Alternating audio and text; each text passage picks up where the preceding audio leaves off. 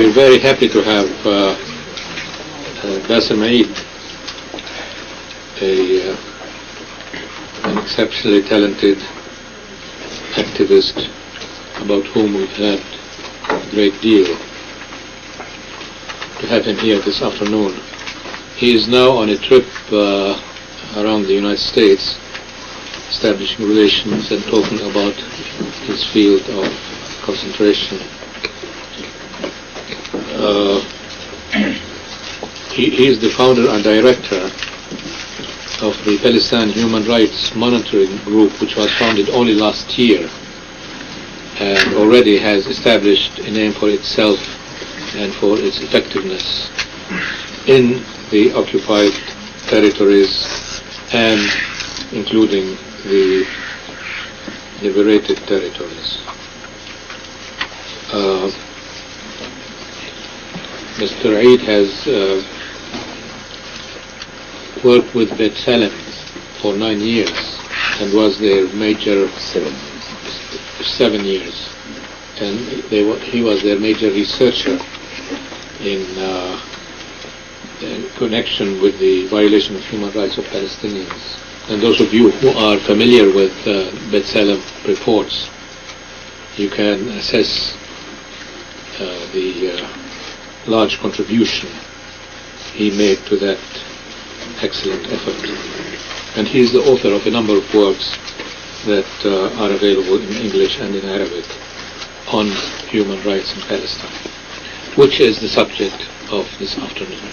We will have a presentation of roughly between 20 minutes to 30 minutes, and then the rest of the time for discussion and questions. Yeah, thank you, Dr. Hisham. It's really my great honor to be among you today, to try to express freely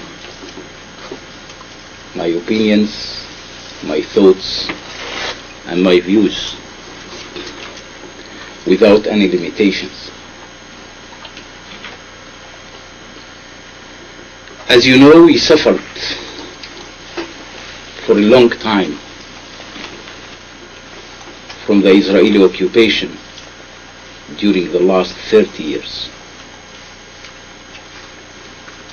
My people were killed, our houses demolished, our land confiscated,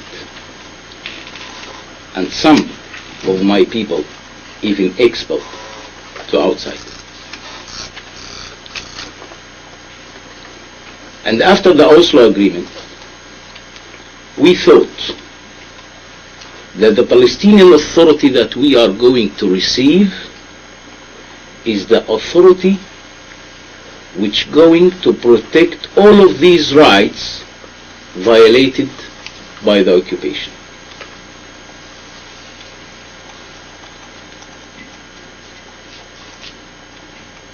But we noticed from the beginning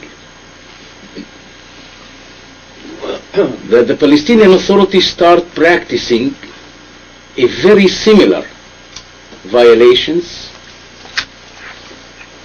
that we faced from the Israelis. And the problem is that most of the Palestinian human rights organizations keeping silence on the abuses committed by the Palestinian Authority, and most of them are still focusing and monitoring the Israeli abuses. I am, as a Palestinian who defended the same people from the occupation, decided on July 96 to resign from Bassam, to create the 20th Palestinian Human Rights Organization,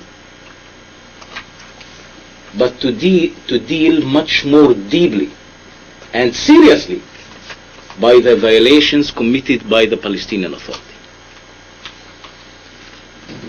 It was not so easy to persuade people and to bring them to be a kind of a board of trustees or a kind of a board of directors. Because everybody is worried, everybody is afraid to talk about the violations committed by the Palestinian Authority.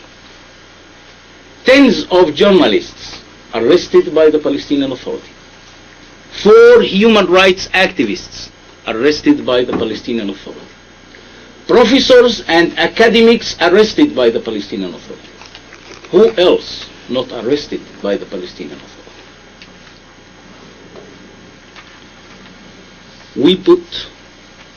I personally put all of my efforts in terms to create a board of trustees and a board of directors.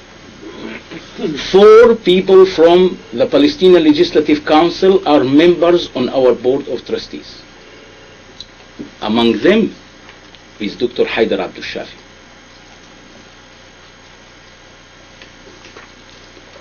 And officially, we established the organization on the 9th of December 96. And we start running towards the human rights abuses without any political views.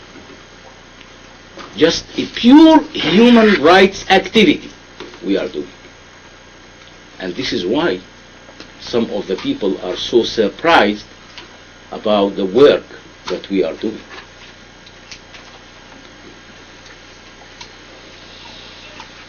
We start publishing reports in Arabic and in English. In English, we are publishing only 1,000 copies. But in Arabic, we are publishing 15,000 copies. Because we are believe that the pressure must have to be from inside on the Palestinian Authority and not from outside. So for the Palestinian Authority, there is no problem to publish reports in English and to send them to Britain or to Chicago or to California. But the major problem is when you are publishing such reports in Arabic and you distributing them in the refugee camps. It means that you are inciting the society against its own authority. And as you know, our leadership in the Palestinian Authority grown up and developed under a dictatorship countries. They developed and grown up in Egypt, not in Britain, in Sudan, not in France, in Algeria, and not in Italy. So for the leaders, criticism means that you are slandering and defaming your own authority. And criticism means that you are serving the interests of the enemy. So you become a collaborator for the Israelis, who might be a collaborator for the CIA.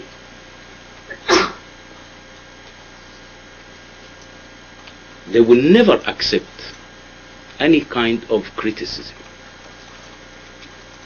And when we are criticizing the authority, we are bringing evidence here.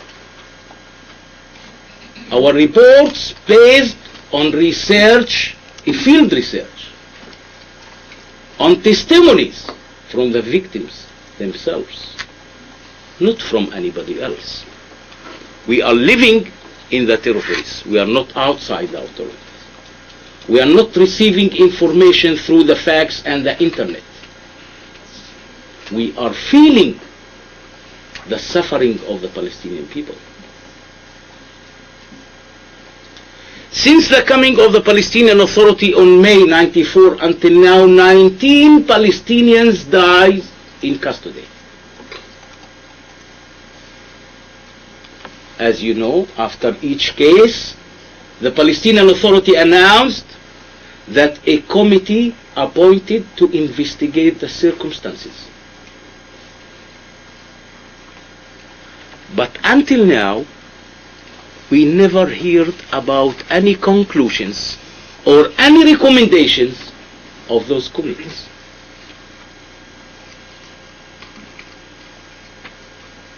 Torture is widespread in the Palestinian jails. In the past, we suffered from the Israeli torture. Today, the both authorities are practicing the torture on the same people.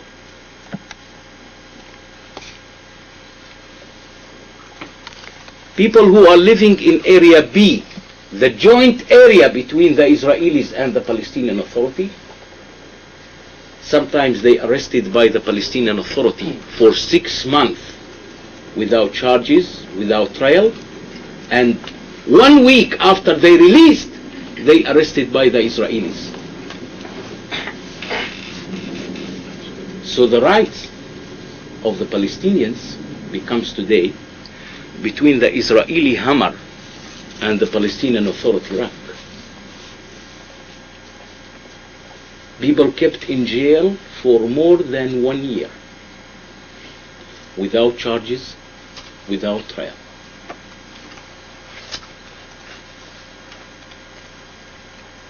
We understand that there is a kind of pressure from the United States and from Israel on the Palestinian Authority to oppress the terrorism. But not everybody arrested is a terrorist. The Palestinian Authority today, since the last year, stopped torturing any political prisoners. And all of the people who are facing torture today in the Palestinian jails are people who committed civilian offenses. Drug dealers, as an example. Collaborators. Land dealers. And cars thieves. Is the United States putting pressure on Arafat to torture cars thieves? What we know that the United States even trying to protect the land dealers who are arrested by the Palestinian Authority. So which kind of pressure the Palestinian states, the United States is putting on the Palestinian Authority?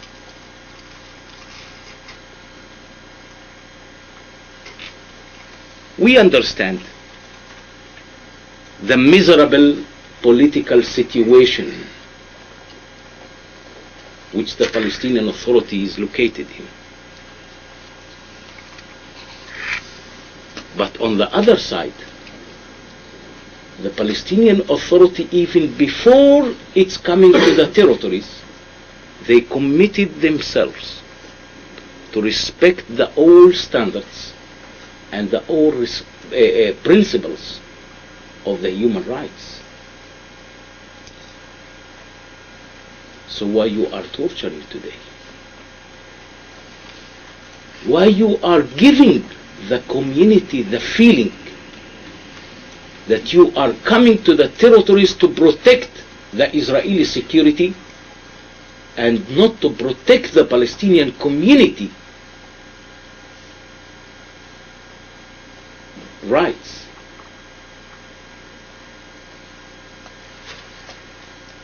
As you know, so many reports already released by the local organizations and the international organizations on the Palestinian Authority abuses. But when the Amnesty released a report, the Palestinian Authority response was that it's a political report. What does it mean, a political report?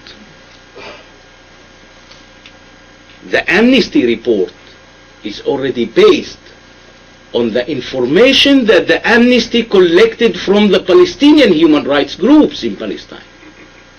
What does it mean, political?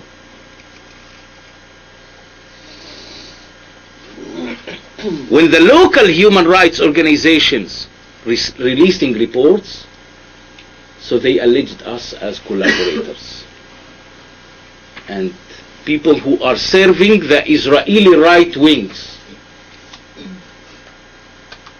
I am serving the Israeli right wings. I'm talking about Muhammad, how he tortured in prison. How it could be that I'm serving the Israeli right wings?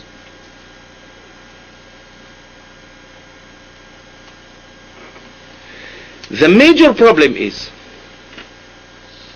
that we are trying from time to time to appear in the Palestinian media, but it seems that there is no Palestinian media at all. When the editor of Al-Quds newspaper arrested, the newspaper never reported about his arrest. And when he released, we never saw any article about that release. And he is the editor of the newspaper.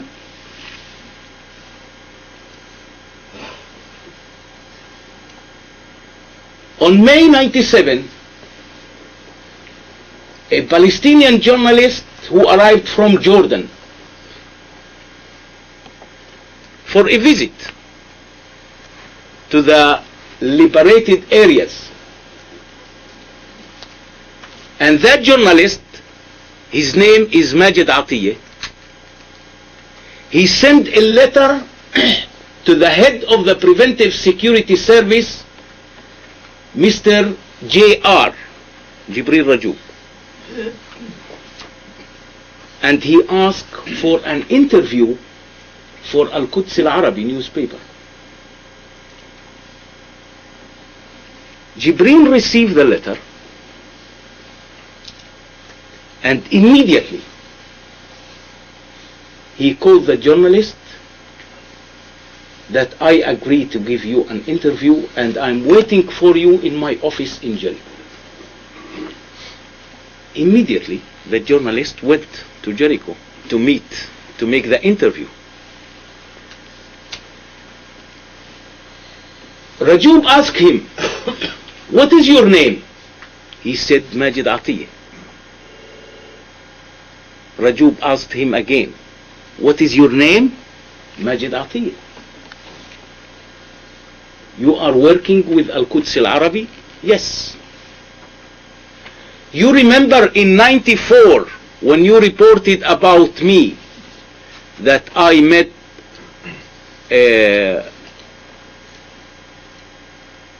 the chief commander of the Israeli forces, Shahak, in 94?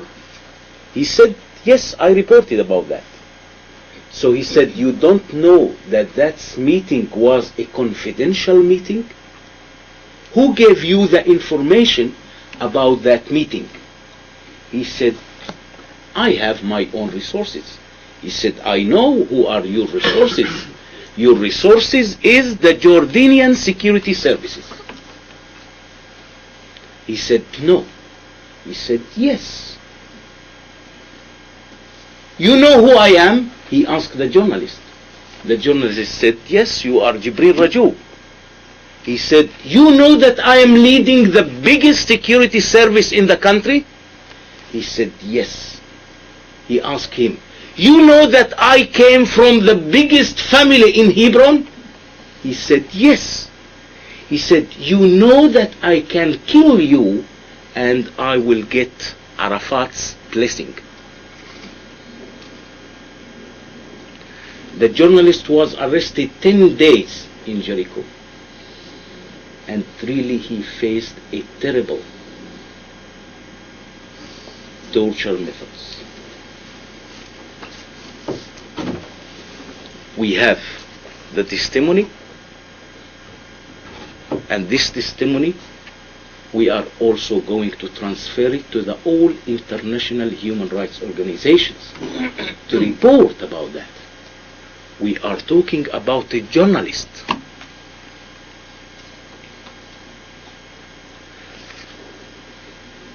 On the 2nd of July, a professor for education and society problems from Al-Azhar University in Gaza, Dr. Fathi Subh. He gave an examination to his students at the university. One of the questions that he raised, what is their opinion, the students' opinion, about the corruption under the Palestinian Authority? Immediately, he was arrested by the Preventive Security Services. And what the Preventive Security Services alleged him, they alleged him as a collaborator, because when you talk about corruption, you serve the Israeli right wings. He is a collaborator, and he is a homosexual. You know, to allege an Arab man as a homosexual in the Arabic society, it's much better to kill him than to allege him as a homosexual. And I think that the New York Times reported about that. That was the response of the head of the Palestinian Preventive Security Service, Muhammad Dahlan in Gaza. That Dr. Subh is a collaborator and a homosexual. He spent 5 months in jail without charges. 3 months after his detention, we decided at the Palestinian Human Rights Monitoring Group to make a petition calling President Arafat to release Dr. Fathi Subh. And we decided that this petition will be sent to the all Palestinian universities in Palestine. We sent the petition to 9 universities, asking doctors and academics to sign on it. You will be surprised if I will tell you that we get a response only from 1 university. Birzeit University, 18 doctors and academics signed on that petition. So if the intellectual people who supposed to build the civilian society are keeping silence today on all of these abuses, so I can guess which darkness future is waiting for the Palestinian community.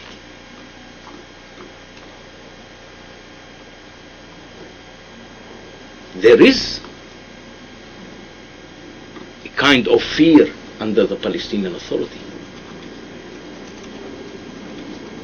People are afraid, but it doesn't mean to keep silence on all of these severe abuses. We are still suffering from the Israeli occupation abuses. Our land is...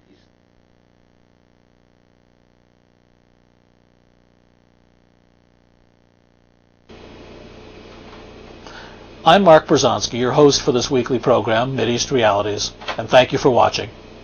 If you too are concerned about the situation in today's Middle East and about U.S. policies toward that crucial region of the world, and if you'd like to meet like-minded persons, why don't you come to one of our weekly social meetings? I'll be there, of course. Just give us a call for details.